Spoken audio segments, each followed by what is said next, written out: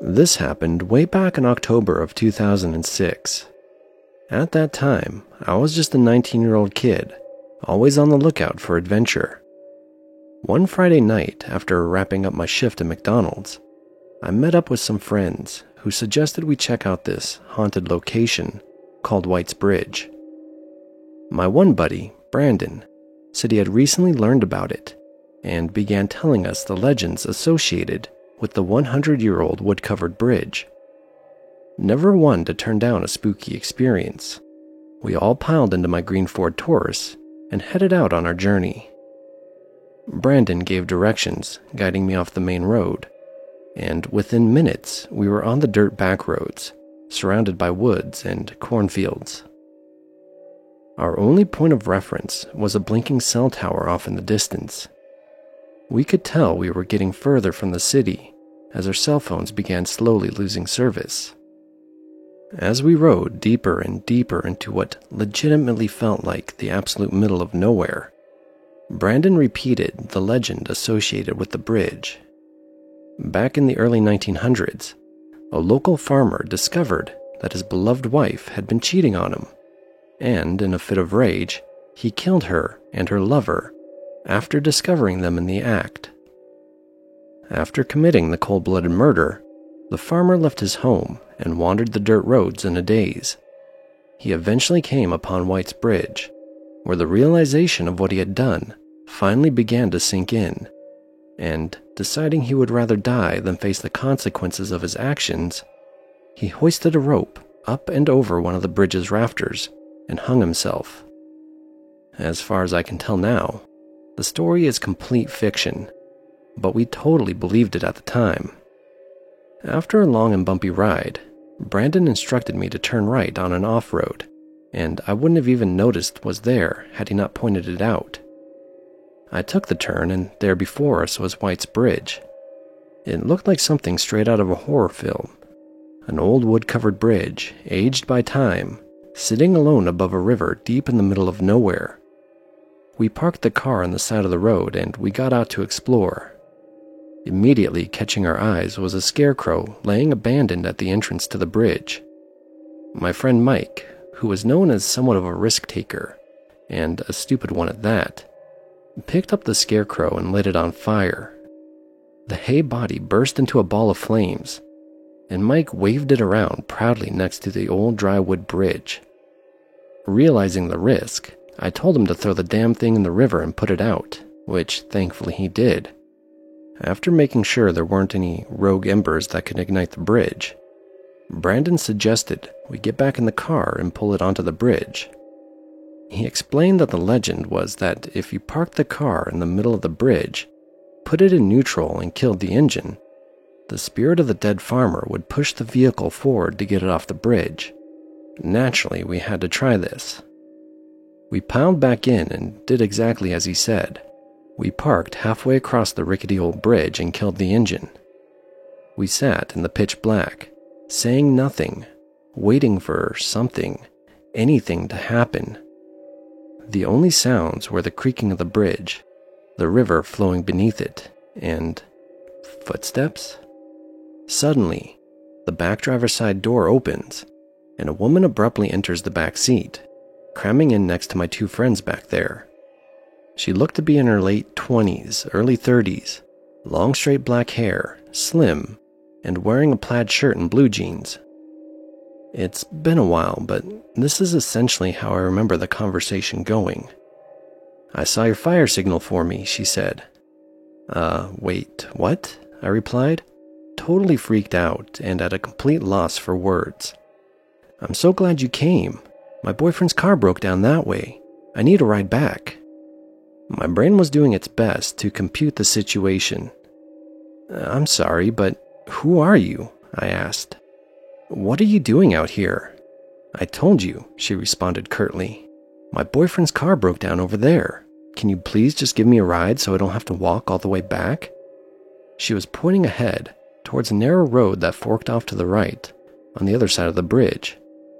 My friend Mike, the scarecrow burner, and ever the gentleman, added, "I mean, if you need a place to stay, you're more than welcome to come crash at my place. I got plenty to drink, and I interrupted him. No, lady, listen. I'm sorry, but I don't know who you are. You just got in my car, and this is all really weird. You could be an axe murderer for all I know, and I'm sorry, you have to get out. She glared at me in the rearview mirror, and if looks could kill, I would have been done for. But you signaled for me, she responded in an irritated tone.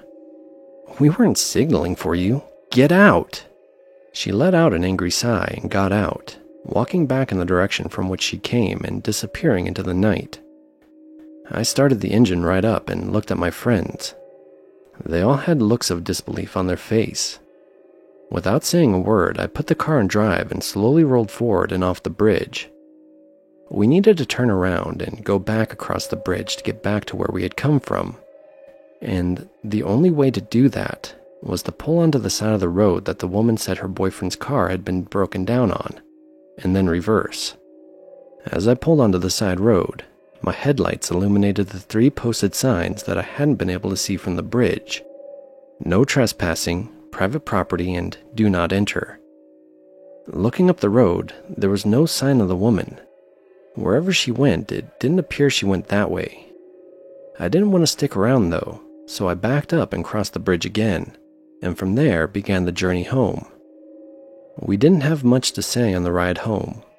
I think we were all equally stunned, except for Mike, who asked if we knew anyone that would be awake at this hour that he could score some weed from.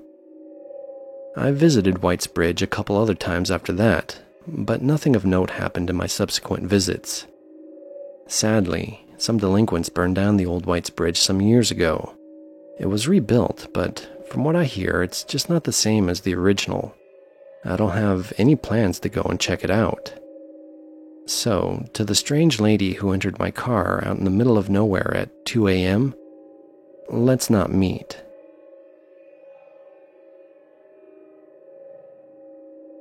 To preface this, I love to drive, like hours-long drives to nowhere with no destination in mind. Just me, my music, and the road ahead of me. Living in Nebraska, I'd often take back roads or lonely highways cutting through the countryside to small towns and eventually cities. And I'd usually take these drives at night since there was less traffic to worry about. I've done it since I've had my license 4 or 5 years ago, and I've never once had any sort of issue, nor have I ever run into any trouble. That was until a few nights ago. For reference, I'm a relatively small 22-year-old female, and as I've stated before, I often take these drives completely and utterly alone. They're a good way to clear my head when I'm stressed, upset, or overwhelmed, or for me to get a plan together to sort personal issues out. I've also done these long and lonely drives to get away from the toxicity of my household, when I used to live with my parents as a means of coping with their alcoholism. Though now that I've moved out and in a much better place mentally, I don't really have the urge to get in my car and just drive anymore. However, on the night this event took place, I was feeling pretty overwhelmed, stressed, and anxious, with a clusterfuck of personal issues I'd rather not get into. I felt restless and irritable around my boyfriend, couldn't focus on anything else, and decided I would take a drive to clear my head. My boyfriend was understanding and told me to be careful and to not be gone too terribly long, since it was getting pretty late. I agreed, gave him a kiss goodbye, and left. I drove around our city for about 30 minutes, but I was still feeling on edge about everything transpiring in my personal life. So I decided to drive further north down those familiar dark, winding one-lane highways. I kept the car at a steady 65 miles per hour, taking the turns at a slower pace in case a deer jumped out around the bend, and was just admiring the vast empty darkness of the snow-capped fields and barren trees. It was honestly a bit creepy being all alone with no cars in sight, in seemingly the middle of nowhere. The few houses miles back from the road lightless and the dead cornfields withered away and covered in the snow. It was like something out of a horror movie, and I half expected to see a ghost pop up in my rearview mirror. or see someone clamber out from behind the patches of trees dotting the horizon. The only light came from my headlights, and even then, I still strained to see through the inky darkness of the night. By now, it was just after 11, and I told myself that once I made the familiar roundabout that would either take you to a small town or back up towards the city, I would head back to the city and home. The roundabout was still maybe 15 to 25 minutes away, but other than my imagination picturing the worst, I wasn't really all that concerned. I mean, I was by myself. I didn't have any other motorists to worry about, right? Wrong. As I'm rounding another bend, I notice a vehicle with its hazards flashing maybe a quarter of a mile or something away from me. It was some sort of sedan, dark-colored, and was angled to where only part of it was on the shoulder, while the rest of it just jutted out into the road. Like they had pulled over in a hurry but didn't quite manage to do that. The driver's side door was flung wide open, and as I slowed my vehicle down and angled it towards the opposite side of the road to pass, I could make out what looked like maybe blood on the inside of the open door. I didn't see anyone on the road or in the car, and I was the only motorist in sight. Cell phone reception is spotty at best in this part of the country, but more often than not, you couldn't get reception no matter how hard you prayed, which was definitely the case when I took a glance at my phone to see if I had any service. So, a lone female on the road at night, pulling up near a vacant vehicle that looks like someone had been attacked on the inside, with no cell service. Now, I'm no dummy. I've watched countless episodes of Investigation Discovery and Criminal Minds, and read far too many true crime books to know that this had bad and danger written all over it. But there was still a small part of me that worried something terrible had happened to whoever was in that vehicle, and I thought I needed to help. These roads don't get a lot of traffic late at night, and temperatures were well below freezing. If someone was hurt or in trouble, there was no one and nothing else to help them but me. Still, I erred on the side of caution. I was still driving my car, though a bit more slowly, and as I approached the vehicle, I rolled down my passenger side window a bit, shut off the music, and called out, "Hey, anyone there? Are you okay?" I didn't hear a response. I worried they were passed out somewhere, but I wasn't about to get out and look for them. I told myself I'd call out one last time, and if I didn't hear anything, I would leave, and the moment there was reception, I'd call it in. And if I did hear someone, well, I'd figure out my next course of action then. So again, I shout, "Hey, what happened? Are you okay?" There was silence for a beat, and then I heard rustling in the shadows of the trees, followed by a gruff voice saying, "Yeah." I was relieved at first and was about to say something in response or possibly even stop my car and get out, when I noticed three things nearly simultaneously. As I inched my way past the front of the sedan, I noticed there was no damage to the hood or anywhere else on the vehicle, which I found to be strange considering the blood on the inside of the door. In my rearview mirror, I caught a glance of someone coming out from behind the sedan, and they were making their way towards my car, fast. The person didn't have any blood on them or appeared injured in any way, wearing a mask, not like a face mask for COVID or a ski mask or anything normal, but one of those masks you would see in the Purge movies, and they were holding something in their hand. I don't know what it was. I couldn't get a good look, but from its length and shape, my guess was maybe a tire iron or a crowbar or something. I don't need to tell you that I slammed on the gas the moment I noticed those things and drove like a bat straight out of hell, my heart thundering in my chest and my entire body shaking. My window was still rolled down in my haste and the music was still shut off, so I could very clearly hear someone, definitely a man, shouting at me, though I had no clue what they were saying. I just knew I had to get out of there immediately. I stole one last look in my rearview mirror as I drove away, mostly to see if they were getting in their sedan to follow chase or if they had stopped. The man with the weapon was still standing in the middle of the road watching me, and right before I looked away from the mirror, I saw a second man emerge from the trees that had been rustling earlier, also wearing one of those creepy masks and no trace of blood on him. I probably broke every law for speeding that night, but I wanted to get as far away from those men as possible. As soon as I made it to the roundabout, I turned towards town, parked in the Walmart parking lot that thankfully still had cars from who I assumed were workers closing up shop, and proceeded to have a full-on meltdown. When I could pull myself together, I called one of my friends, T, who was a police officer, to tell him what happened and what I should do.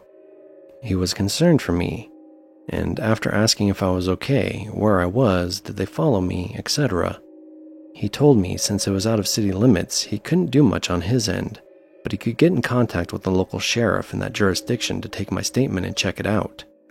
I agreed, thanked him, and while I waited for the police to show up, I called my boyfriend. Through my hysterical sobs and panic, I managed to tell him what had happened not even 10 or so minutes ago. He was, as you could imagine, super freaked out for my safety, and wanted me to either come home immediately or drive down himself to take me home. I told him the police were on their way to take my statement, so I couldn't leave and that I was okay, but I stayed on the phone with him until I saw the familiar police cruiser pulling into the lot. I gave the police my statement, and they assured me they would go back to the spot I told them the sedan had been, take a look, and that they would try to catch the guys who did it. Though with no cameras and no description of the men, I wasn't sure they'd be able to. I didn't even get the license plate number, though at the time of my panic, the thought never came to my mind until the police were asking if I got it. All they had to go off of was a dark-colored sedan and two guys with masks. After I gave my statement, I went home and stayed curled up close to my boyfriend the whole night, listening to every sound the house made, in fear it would be those guys arriving any minute to finish whatever it was they had started. Since the incident, I haven't heard back from police about whether or not they have any leads, and I'm not sure they ever will. I'm just thankful I'm still here and that I didn't stop my car or get out. I'm not sure what would have become of me if I had. I still have so many questions that have no answers. What were they doing? Why? Was that blood on the inside of the car or just a ruse to get more attention? If it was really blood, did they hurt someone else? What would have happened to me if I had stopped my car? Needless to say, I won't be going on any more late-night drives to anywhere, and I hope I never cross paths with those freaks again.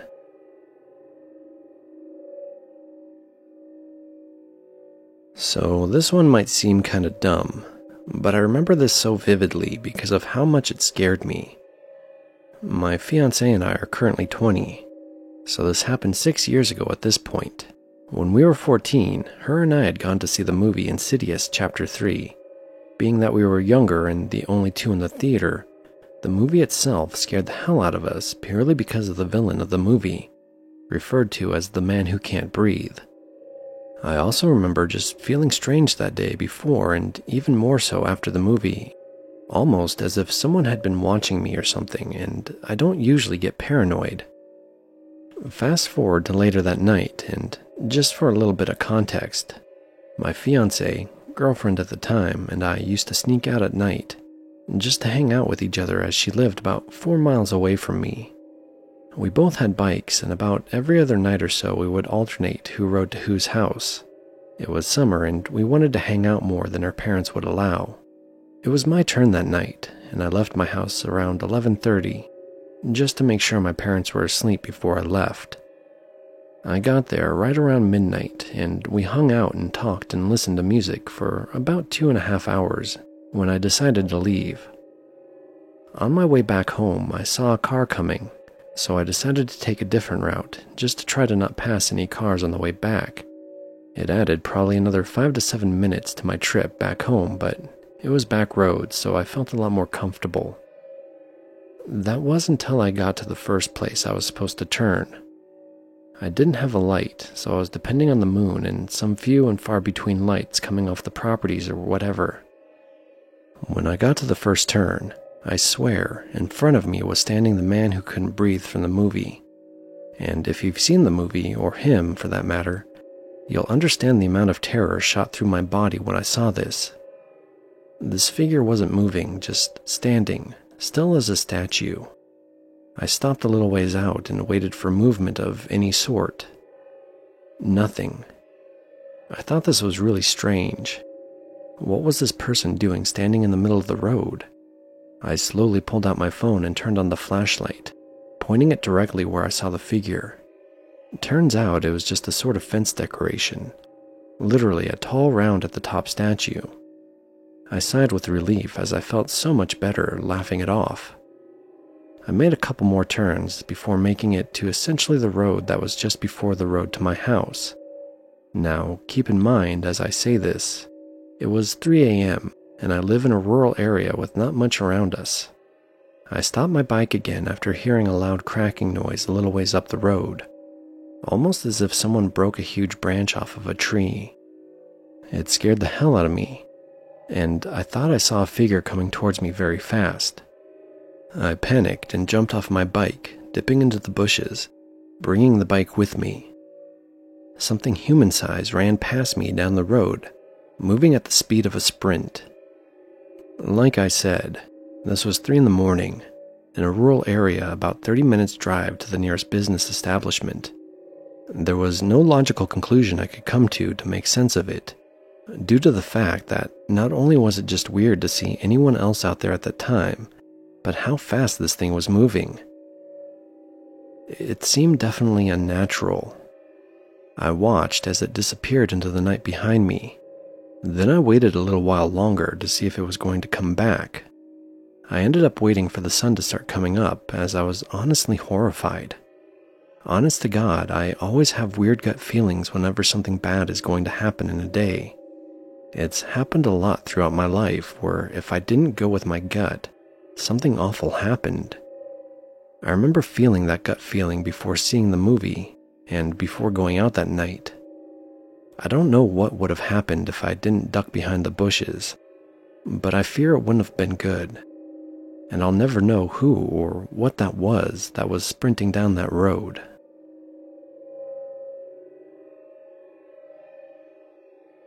For context, this took place in 2007, and I was young, but even after all these years, I can't figure out what the heck I saw.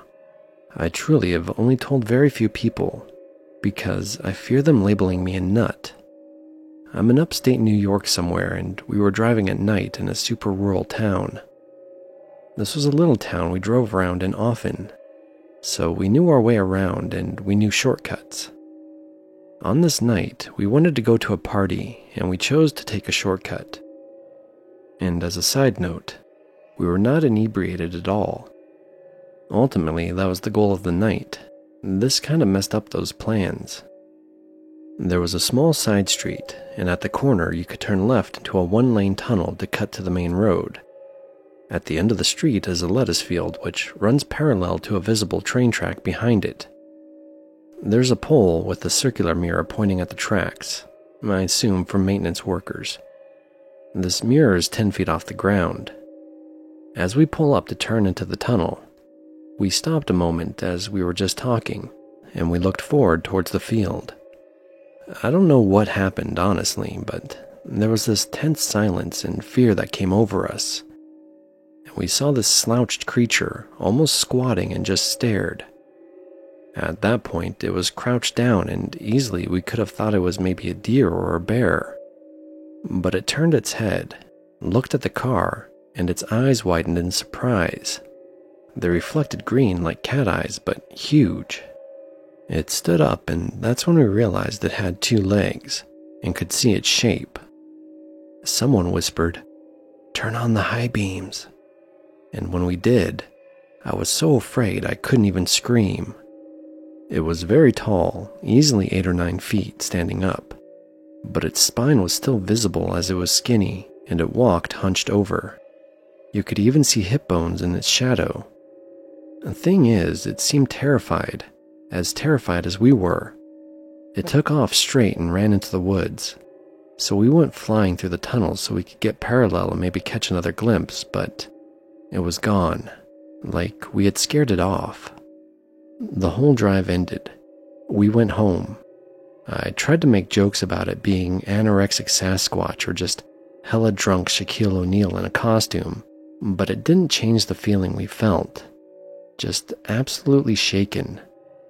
It was like that moment of fear zapped energy from us. No, I didn't check the time. I regret not checking the clock before and after.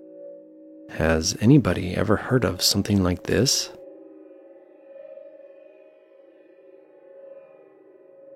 So, this was 6 or 7 years ago, and my brother lived with me at the time. Now, my trailer is one of 5 houses on the road, and there's another road in front of the house that has maybe 10 to 12 houses once you go down it a couple miles. So, me and my brother are sitting in the living room, around 9 or so that night. It was summertime, and we were watching TV before we went to bed. All of a sudden, we hear someone knocking on the screen door to the front porch. So after a debate on who is getting up, I got out onto the porch.